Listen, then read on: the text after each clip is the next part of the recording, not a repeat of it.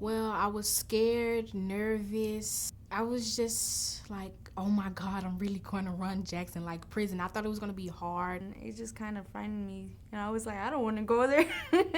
When I came, I just had heard a lot of rumors that it was going to be hard.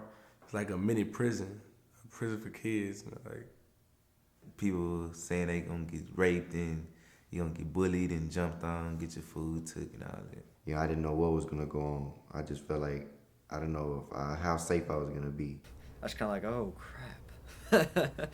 I thought it was going to be like there was going to be killings and there was going to be like raping and you were going to have to sleep with other people. How big are these dudes gonna be? Because I'm not that big of a person. There's going to be a lot of raping going on. I thought we was going to have to be digging holes like a real prison. So I came prepared to fight and stuff like that, but I didn't end up having to. The stuff that people said wasn't true because I've been here, and since I've been here, it hasn't happened. It's not as bad as it seems. if you don't want to fight, trouble won't come to you. There's no really like raping and stuff like you would think. I mean, not since I've been here, it doesn't happen. It's not as bad as people used to say it is, and it's not like, oh, they gonna rape you. Just, it's not really like that. It's not at all. It may have been back in the old days, but honestly, nowadays it's not. Really, the food sucks. It's the worst part of being here. But other than that, it ain't too bad. None of the girls are really going to do anything like that, especially because some of them want to go home.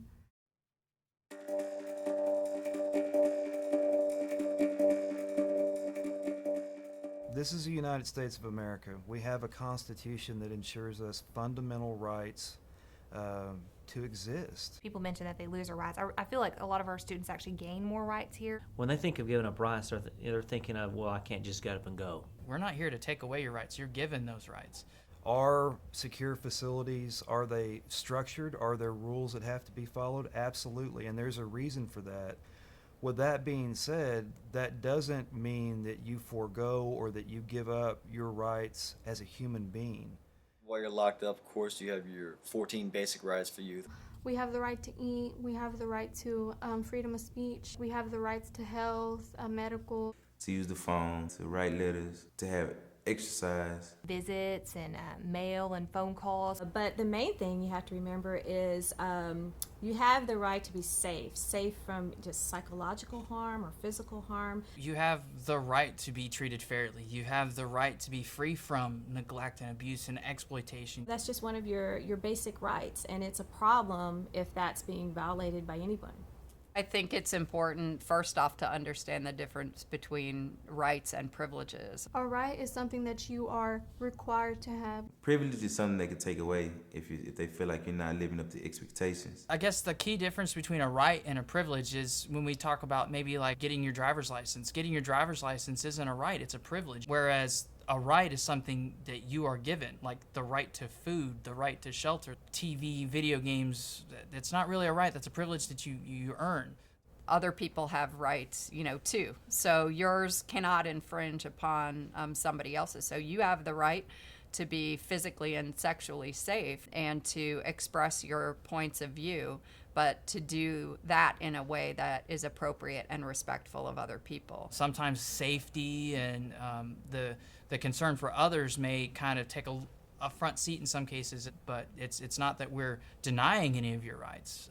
That's the big thing that we're trying to tell you.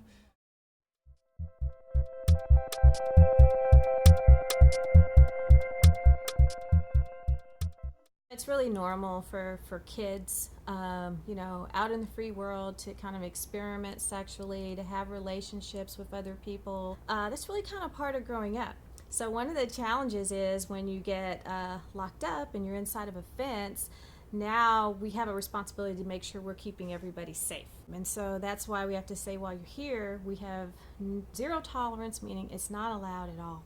Zero tolerance is a philosophy, and it's certainly not meant to be oppressive, but it's a mindset that we want our employees to really implement in terms of their vigilance in looking at what's going on. Zero tolerance means like Sexual abuse and harassment is not tolerated at all. It's not going to happen between a staff and a kid or a kid with a kid. They're not going to tolerate it, at all. We do not tolerate any type of inappropriate relationship, including sexual harassment, abuse. That means it is prohibited on our campus. It's not going to happen in the facility.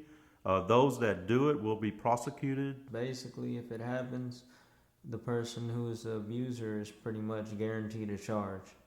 We have three angles that we look at for zero tolerance. No youth on staff, no staff on staff, and no youth on youth. I mean, basically anything that you can think of that is sexual is prohibited. Hugging, holding hands, touching in any way. Not respecting people's physical boundaries, standing too close. Kissing is definitely a no-no. Sexual harassment, sexual abuse. Sitting too close on the couch. Sitting underneath a blanket together on the couch. Anything of a physical touching nature is not allowed. There's no such thing as consensual sexual contact here, and that has to be, in order to create a safe environment, you have to have a zero tolerance policy. Zero tolerance is really partly about what you can't do or shouldn't do, but also partly about what you can and should do. You find yourself in that situation where someone is attempting to do something to you, put the brakes on whatever they're trying to do to you, and immediately find a staff. Once something is reported, we act on it, and we take it out to the full extent of policy, to the full extent of the law. We're not here to slap you on the hand. We're here to make sure that you're safe, and if something's been violated, especially your rights, we want you to know that we're going to take care of that. And that's because we need to make sure that we're keeping everybody safe. I think the alternative of not having a zero tolerance policy would be that we'd see circumstances where there would be bullying. We would see sexual misconduct pervasive, whether that's from staff to youth or youth on youth. It keeps your mind focused on doing positive things instead of getting in trouble for something minor that'll end up hurting you in the long run. You're going to be more relaxed, and you're going to be able to think more of I'm not going to have to worry about this. I can go about my day. Zero tolerance just kind of makes it safe. You can't do any of it. And so if you have any doubts, don't do it. Talk to staff and find out.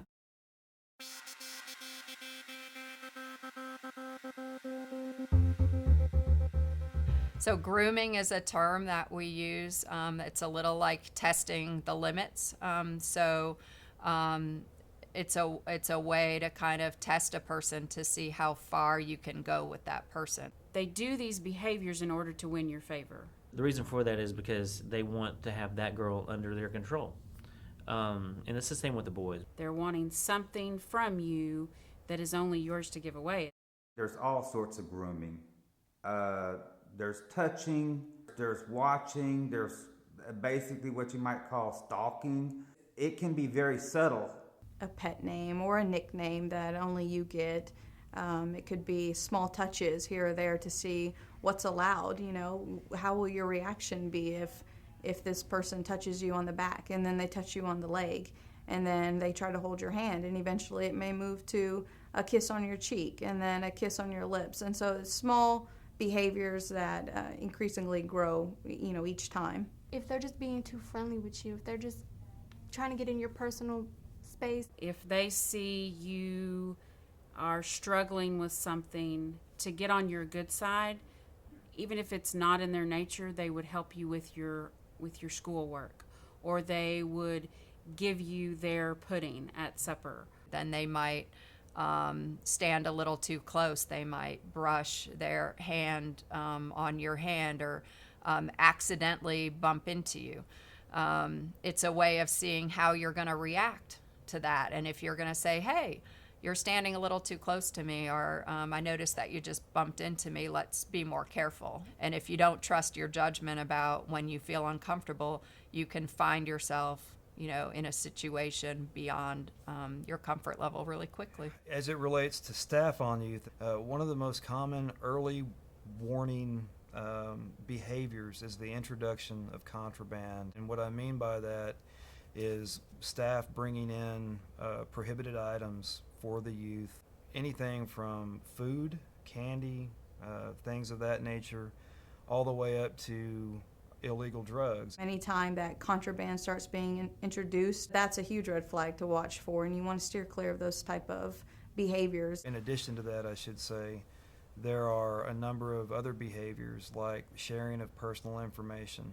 It might be starting off with a conversation that's of a personal nature, like the staff member telling you what they did over the weekend or asking you your sexual preferences.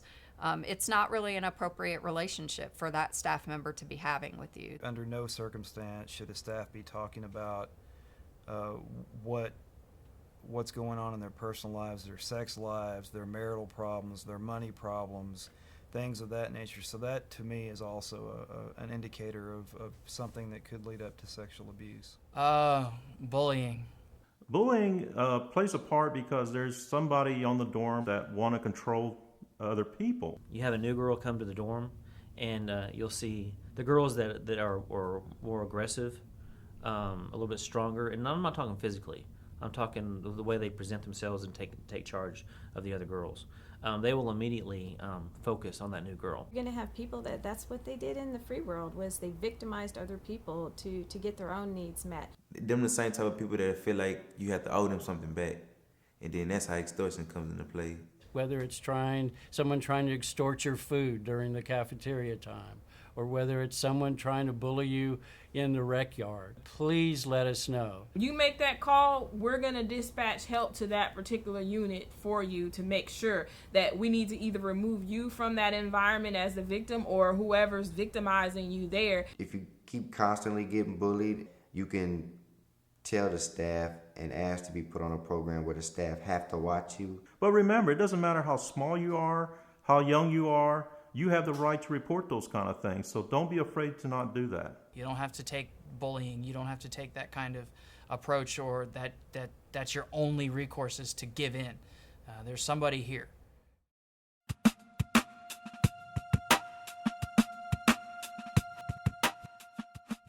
You cannot be afraid to tell somebody if you have a concern. Should something occur or you learn of something, then you just need to know, just as second nature, how to call, how to report it, and you just need to feel comfortable doing that. If you feel unsafe for any reason, I don't care if it's physical, sexual, whatever it is, you need to report it. We prepare our staff to be responsive to you and any concerns you have.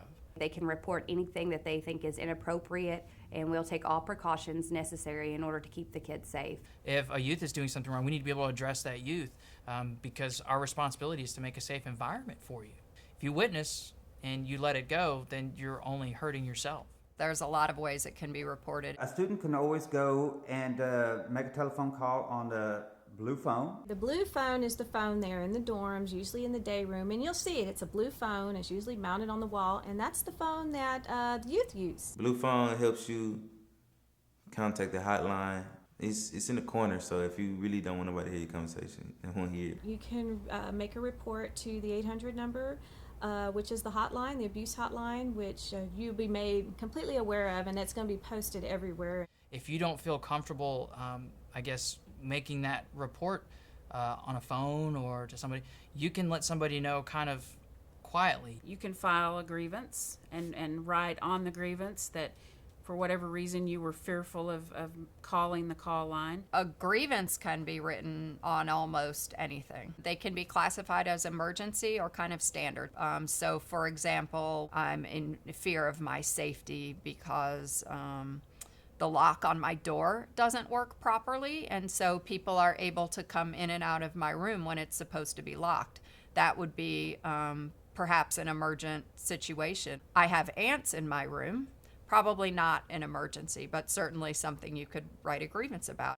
You can report to anyone that has anything to do with our agency. Any adult here at this facility you can report to, even our volunteers are trained. You can tell a teacher, tell your caseworker, a volunteer if you have a mentor. The reverend or the chaplain or staff. They can talk to any JCO, any supervisor, medical staff, and they'll be very happy to take care of any problem you might have, and they'll report it to us. If you have reservations about reporting it through the traditional mechanisms, there are investigators that are on site. If you want to report to them directly, you can certainly do that. You can tell your parent or guardian and ask them to make the report. So there's lots of different ways to have your voice heard. If you make a report or suspect a report or an allegation, know that it has to be dealt with swiftly. It has to be dealt with immediately. We don't sit and wait. We've created a very effective response system that within 24 hours there's someone there. We immediately, once we get the report, we start our investigation. And if we have evidence or a belief, a reasonable belief that you're in danger, then we will extract the person who you're fearful of from that situation. We don't try to stop anybody from making a report, but don't make a report that's a lie just to get somebody in trouble, because that's going to come back on you. If you saying he took my pudding and you're gonna call the hotline, say that he took your pudding. Don't say he sexually assaulted you, because then that brings a bigger problem. But if you're filing just to get somebody in trouble or to get somebody off your back like that, know that you can get in trouble because the investigation can come against you. You could get more time if you make a false statement. That is true. If you develop a reputation for exaggerating or not being truthful, it makes it much more difficult for us to protect you. It's not a bad thing to say anything, no matter what people say. I believe it's a safe process because no one will ever find out that you actually talk to the staff about it. There is no retaliation. That goes for staff that report, that also goes for youth. And so there's assurances there that if you do report something, it's safe to do. Please report it. You can do that in many, many formats, whether it's the hotline, whether it's a grievance system, whether it's just talking to your teacher, your caseworker, your therapist. But please let us know. It is can be hard to step forward. It is the very best thing to do and the most courageous thing that you can do. It's not going to stop unless you report it. If you don't meet that head on and make the phone call or tell a staff member, it only becomes worse. I mean, it's not like you're getting led into the underworld where now all these terrible things are going to happen to you. At the same time, we have to be really careful about making sure that you understand, should this happen, or should you witness this, or should you hear about this, there's some place that you can go. Learning to speak up for yourself is part of growing up into adulthood, and being able to do that in a positive way is really important.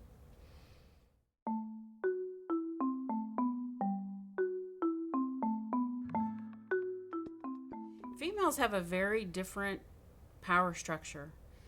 In female facilities, it's all about relationships. It's just all full of drama. Well, I am a girl, and we do like to talk. So some of the challenges is some girls do like to talk more than others. Oh, she's with my boyfriend. Oh, she's with my girlfriend. It's almost like a different hat that I had to put on every time I'd work with the boys and then switch over to the girls as well. Females are just different. Everything comes from the emotional level. Naturally, girls have a need for emotional attachment and sometimes for physical touch. They feel comforted by hugs. They just want to be closer, just physical proximity. They just want to be closer. This is where the zero tolerance for the sexual behavior is especially important. If you have one girl that's paying special attention to you, have that be a red flag. Because most of the time when you're in here, you don't know that person for long till you start talking to them. And most of these girls just jump into a relationship. If you find yourself being the object of someone's affection, you are going to have to be very, very clear and not engage in that type of behavior.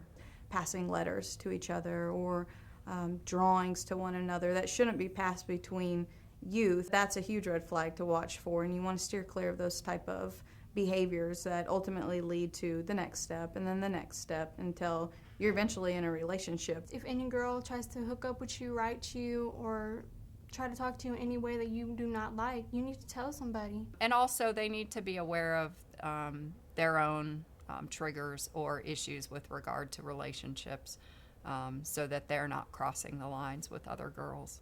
One of the kids may actually be doing that for their own safety or feel like they need to go along with these behaviors to keep themselves safe, and that's not right. You can form friends here, you can have relationships with the staff that are appropriate, but you need to be very wary of that boundary line that's easily crossed when here. Don't get involved with no girls here because it's nothing but trouble. You will not go home if you have a girlfriend here. For the first time in your life, maybe you're really going to have to take a breath and seriously think about the choice that you're going to make in that situation. I just focus on myself and what I need to do, not on another girl that's here. I don't focus on anybody else. I focus on what I want for my future.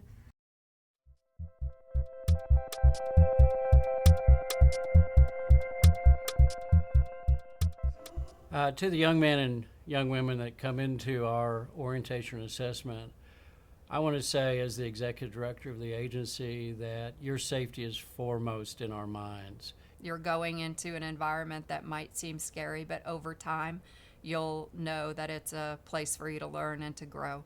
The best guidance I give a group of orientation people is make sure you come in here with a mindset of what you want to do in life.